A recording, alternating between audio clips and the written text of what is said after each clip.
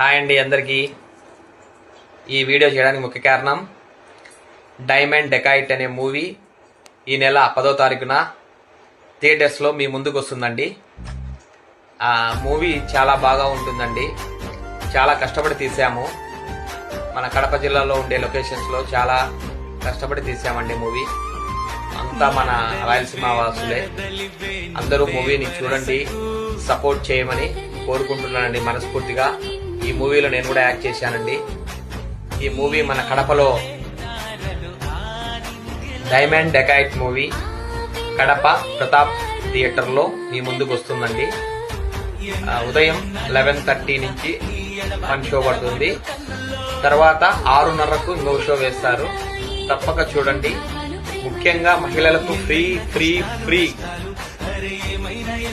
Diamond Decade movie support.